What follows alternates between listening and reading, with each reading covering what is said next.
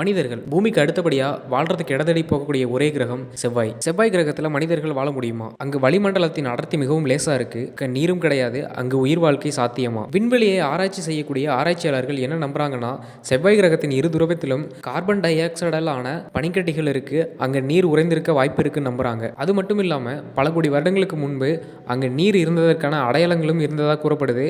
நீர் ஓடின வழித்தடங்களும் அங்கே கண்டுபிடிக்கப்பட்டிருக்கு. இன்னும் சில ஆராய்ச்சியாளர்கள் என்ன சொல்றாங்கன்னா, அந்த இடத்துல எரிமலை குழம்புகள் ஆறாக ஓடி இருக்கும், அதனால் ஏற்பட்ட வழித்தடங்களாக கூட இருக்கலாம் அப்படின்னு நம்புகிறாங்க. இது மட்டும் இல்லை, மரைனர் வேலின்னு ஒரு மிகப்பெரிய வேலி, சூரிய குடும்பத்திலேயே மிகப்பெரிய பள்ளத்தாக்கு இந்த மாசில் தான் இருக்குது. இந்த பள்ளத்தாக்கில் அடிய ஆழத்தில் நிலத்தடி நீர் இருப்பதற்கான வாய்ப்புகள் இருக்குன்னு நம்புகிறாங்க. ஒருவேளை அந்த பள்ளத்தாக்குலையும் துருவ பகுதிகளிலையும் நீர் இருக்கும்னா அங்கே உயிர் வாழ்க்கையும் சாத்தியமானது தான். இங்கே நீர் இருக்கிறத உறுதிப்படுத்தலை இது வரைக்கும், ஆனால் நீர் இருக்கலாம்னு சொல்லியிருக்காங்க. ஆனால் உறுதிப்படுத்தப்பட்ட சில தகவல்களை வச்சு நீரை உருவாக்க முடியுமான்னு ஃபஸ்ட்டு பார்க்கலாம். அதுக்கு முன்னாடி செவ்வாய் கிரகத்தில் நிலவியல் அமைப்பு எப்படி இருக்குது, அந்த நிலத்தில் என்னென்ன மாதிரியான கனிமங்கள் இருக்குது அப்படின்றத முதல்ல ஆராய்வோம். இந்த செவ்வாய் கிரகத்தின் மண் பார்த்தீங்கன்னா காரத்தன்மை கொண்டது. செவ்வாய் கிரகத்தின் இந்த மண்ணில் பார்த்தீங்கன்னா silicon, oxygen, magnesium, sodium, potassium chloride, இரும்பு தாதுக்கள், இன்னும் ஹைட்ரஜன் போன்ற தனிமங்களும் இங்கே இருக்குது. இந்த செவ்வாய் நிலப்பகுதியில் ஹைட்ரஜனும் ஆக்சிஜனும் இருக்கிறது உறுதிப்படுத்தப்பட்டிருக்கிறதுனால நம்மளால் நீரை உருவாக்க முடியும். இதுக்கு முன்னாடி பூமியில் யாராவது நீரை உருவாக்கியிருக்காங்களான்னு கேட்டிங்கன்னா ஆமாம், உருவாக்கியிருக்காங்க.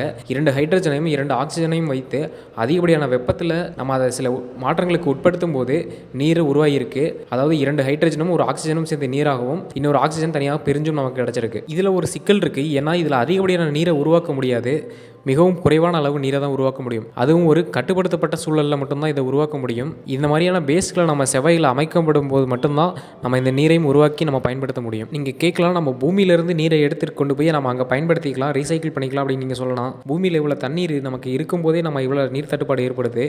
இங்கேருந்து செவ்வாய் கிரகத்துக்கு எடுத்துகிட்டு போய் நம்ம ரீசைக்கிள் பண்ணி யூஸ் பண்ணணும் அப்படின்னா அது மிகவும் கடினமான ஒன்று. நம்ம பூமியிலேருந்து நீரை எடுத்துக்கொண்டு போய் பயன்படுத்துறதுக்கு பதிலாக நம்ம செவ்வாய் கிரகத்திலேயே இருக்கக்கூடிய அந்த பள்ளத்தாக்குகளையும் துருவ பகுதிகளையும் நீர் இருக்கான்னு முதல்ல ஆராய்ச்சி செஞ்சு அங்கே நீர் இருந்துச்சுன்னா அதை நம்ம எப்படி பயன்படுத்திக்கலாம் என்றது ஆராய்ச்சியே மேற்கொள்ளணும்.